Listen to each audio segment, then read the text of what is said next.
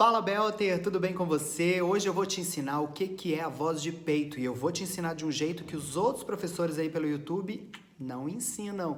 E eu vou te ensinar também como fazer a voz de peito e quando que você deve utilizar a voz de peito de uma forma segura e expressiva. Legal, né? Então fica comigo. Fala Belter, tudo bem com você? Eu sou o Beto Soroli, o seu vocal coach na internet. Este é o Revolução Vocal, o canal mais Belter do YouTube. E hoje a gente vai falar de voz de peito. Eu vou te falar o que é, como fazer e quando utilizar a voz de peito de uma forma segura e expressiva, né? Porque a gente não joga nada fora. Eu vivo falando que belting não é voz de peito e realmente não é. O belting tem o seu lugar e a voz de peito também tem. Dá para ser usada de uma forma segura, expressiva, bonita, que emociona as pessoas, que é o mais importante que a gente busca enquanto a gente canta, né? E eu vou te ensinar com um temperinho do Revolução Vocal. Por quê? Eu criei a minha didática ao longo aí de todos esses anos cantando. Tem mais de 20 anos que eu sou ator, cantor, professor de canto e através de todas essas minhas experiências, meus estudos, eu me considero um eterno estudante das ciências da voz. Eu tenho muita cartinha na manga que eu gostaria de compartilhar com vocês, principalmente porque eu dei uma zapiada aí nos canais de YouTube que falam de técnica vocal. Muitos, inclusive, são de colegas meus e de amigos que eu respeito, que eu concordo com a visão deles, que eu super admiro, mas tem algumas coisinhas que eu tenho certeza que só eu que vou te falar, porque veio a partir da minha experiência. E talvez essa informação é o que está fazendo falta aí para você entender e controlar melhor a sua voz. Então, vem comigo nessa série. E se você tiver alguma sugestão, já deixa o like e comenta aqui embaixo qual tema você gostaria de ver nessa série, de o que é, como fazer e onde utilizar, porque eu vou ter o maior prazer de estender isso aqui, transformar numa série que vai te ajudar, tá bom? Então, vamos lá hoje falando de voz de peito. Na maior parte das vezes, quando as pessoas vão explicar o que é voz de peito, elas falam da sensação da ressonância, né?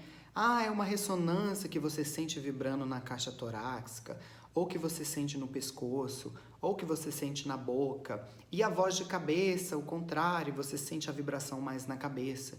E não tem nada de errado com essas indicações, elas inclusive são realmente muito úteis. Porém, quando você para a explicação aí, alguma coisa fica em dúvida aí dentro da sua cabeça. Principalmente se você for uma pessoa que tiver uma propriocepção corporal boa. O que é propriocepção? É a percepção do próprio corpo, a sua autopercepção. Eu sou uma pessoa que tem uma percepção corporal, uma autopercepção muito boa desde criança. Eu sempre tive a autopercepção corporal muito aguçada. Então a minha propriocepção é alta. E aí quando os professores falavam para mim, não pode sentir a voz na garganta, você tem que sentir na cabeça, ou você tem que sentir na máscara, e aí eu buscava só essa sensação, isolando de outras, e aí eu percebi que sempre tinha uma outra sensação ali que ninguém explicava sobre ela, que ninguém abordava e que é como se ela fosse proibida.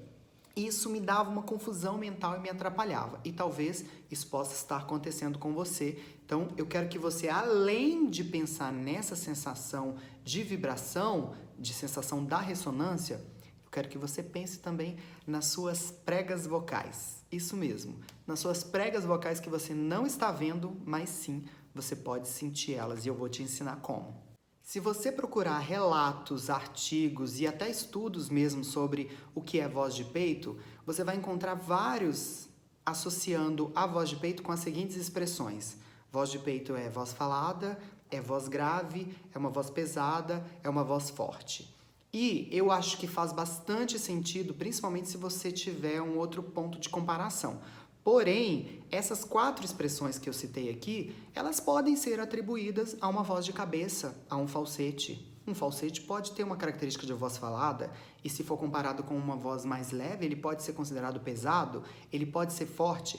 Então, não é o suficiente para você bater o martelo, e principalmente se você for estudar sozinho. Por quê? Às vezes você está vendo um vídeo no YouTube, aí o professor fala, é assim, e você acredita no professor porque ele te passa credibilidade. Só que para você, para o seu caso, pode ser que tenha alguma informação faltando e seja diferente. E aí, como identificar isso? Como você identificar o que é voz de peito para você?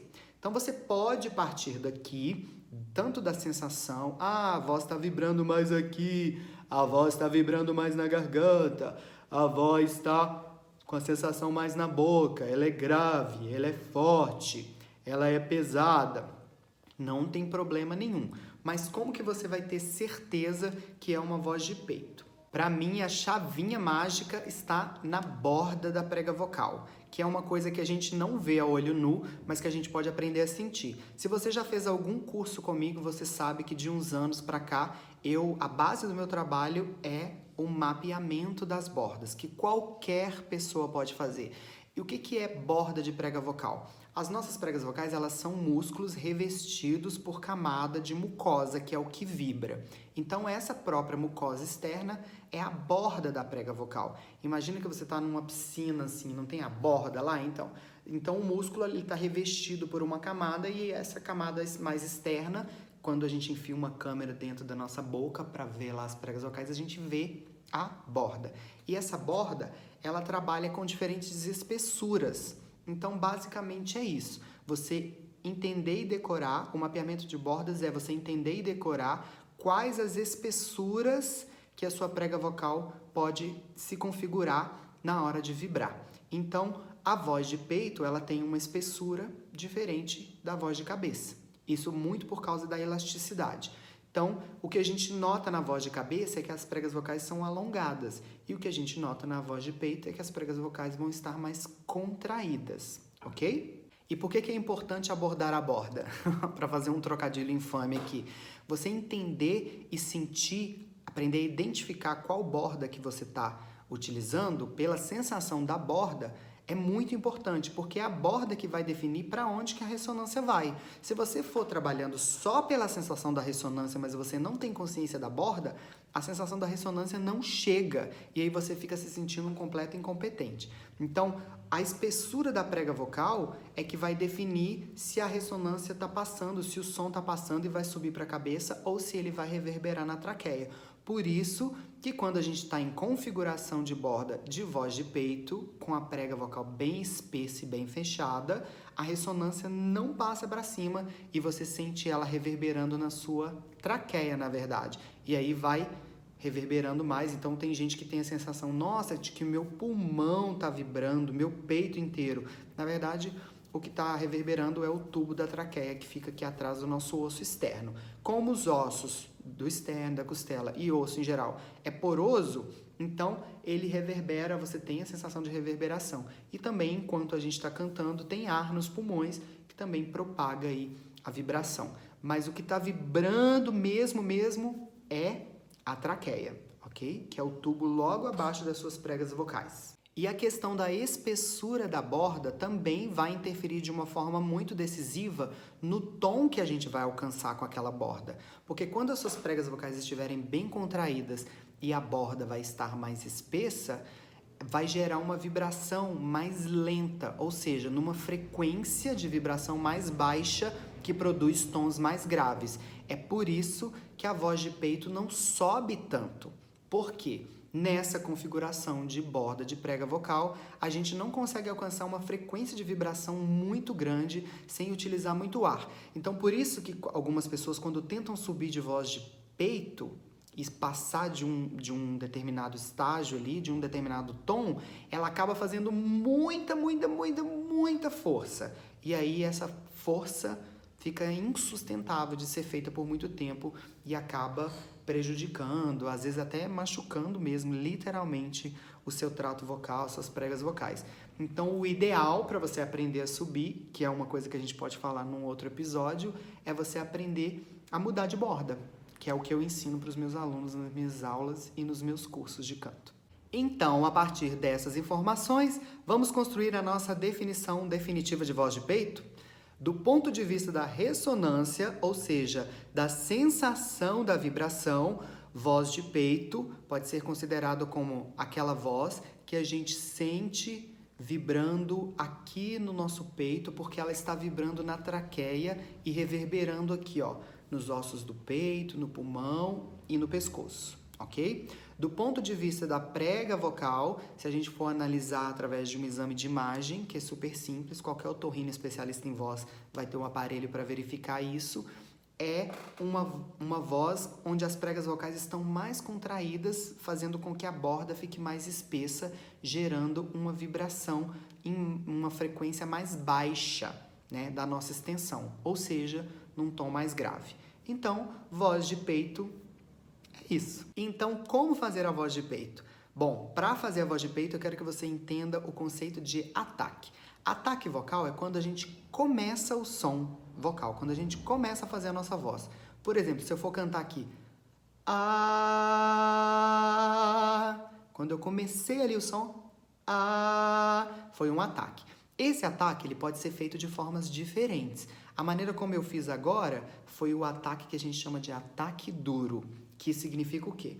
As pregas vocais fecharam antes do meu ar sair. Então imagina, inspirei pelo nariz ou pela boca e antes do ar sair eu vou fechar as pregas vocais contraindo elas. Como se eu estivesse com a boca aberta e quisesse prender o ar aqui na garganta, ó.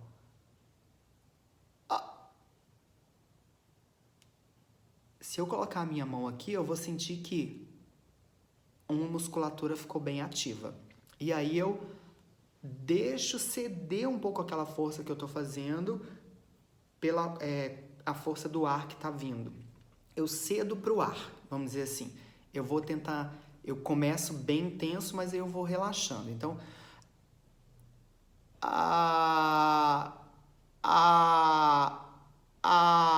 Por que é importante você relaxar aqui ao invés de aumentar o sopro? Se você aumentar o sopro, você até vai fazer uma voz de peito. Só que você vai fazer uma voz de peito com muito esforço. Você vai fazer uma voz de peito muito de peito, sabe? Muito contraída. E aí a gente não quer isso nunca. Em técnica vocal, a gente nunca quer muito esforço. A gente quer sempre menos esforço. A gente quer mais resultado com menos esforço.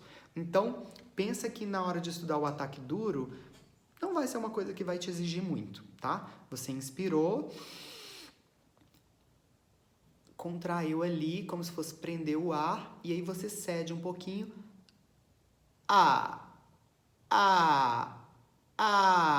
Vê que eu não tô fazendo assim, ó, uma força muito grande. Não tem força nunca. Força desnecessária nunca, tá? Vai ter tônus, vai ter uma força comedida, vai ser uma coisa que é gostoso de fazer, mas nunca vai ser uma coisa que te incomoda, tudo bem? Esse tem que ser o nosso acordo aqui na hora que você for estudar, principalmente sozinho.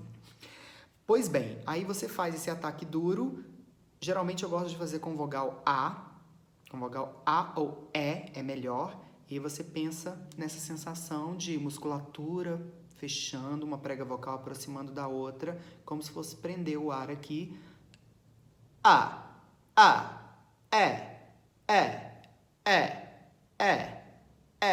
Fazendo repetidas vezes, dá pra você ver até a sua laringe dando uma movimentadinha assim, pra cima e pra baixo, e pra dentro e pra fora. Então, essa propriocepção aqui de colocar a mão no pescoço, ela é sensacional. Então, agora vamos fazer um vocalize. Primeiro, os meninos. Vamos começar comigo aqui nesse tom, ó. E o vocalize vai ser um sol, fá, mi, ré, dó, na oitava 2, tá bom, meninos? Lembrando que eu sigo nomenclatura oficial no Brasil, que é a herdada da Europa, então é diferente da americana. Na americana eles vão falar que é uma oitava acima do que eu tô fazendo, mas não. A gente chama oficialmente no Brasil de oitava 2, tá? Então vai ser assim, ó. Eu faço o ataque duro ali no começo. E aí eu tento segurar essa sensação e vou descendo. E aí pode descendo mais.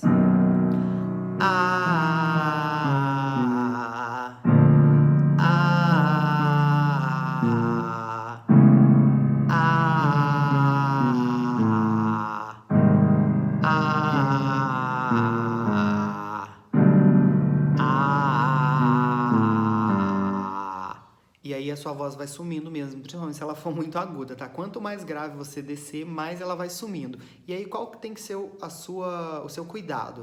De não empurrar muito o ar, sempre deixar o ar saindo bem, tranquilinho, manter a contração lá das pregas vocais. Num primeiro momento, se você não está acostumado a fazer isso, vai falhar, vai ficar assim. E aí vai vai vazar muito ar.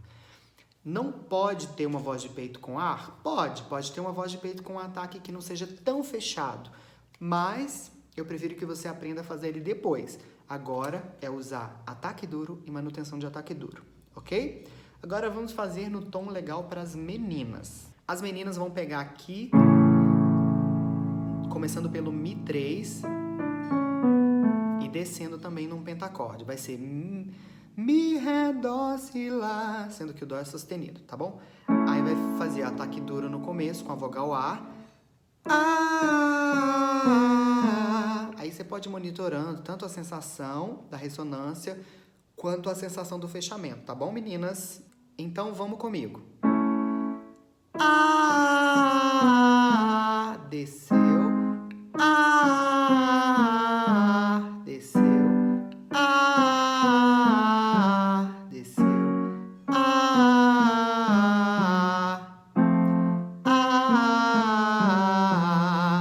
Geralmente essa nota aqui já vai estar bem grave para as meninas, a não ser que você seja uma menina que já tenha uma voz muito grave e que já até sabe acessar a voz de peito. Pode ser que você desça mais, tá bom? Mas aqui já tá bom para poder você localizar aí, tá bom? E aí é isso. Aí você pode brincar com vocalizes nesse sentido. Os meninos eu sugiro que não ultrapasse o Lá bemol 2. Então eu comecei do Sol 2 e desci. Eu não recomendo que você fique subindo muito com a voz de peito, tá bom? Em casos muito específicos que a gente vai usar a voz de peito acima disso. O recomendado, mais recomendado, é que você troque de borda, que você saia da voz de peito já mais ou menos nessa região aí. E as meninas também, não passar do Mi 3, não subir além do que eu fiz aqui. Eu comecei do Mi 3 e desci, tá bom? Isso me leva para a nossa próxima pergunta. Onde e quando usar a voz de peito? Qual é o lugar seguro e expressivo de você usar a voz de peito? Então eu vou te dar o meu conselho, tá bom? Depois de anos de experiência como ator, cantor e professor de canto, beleza?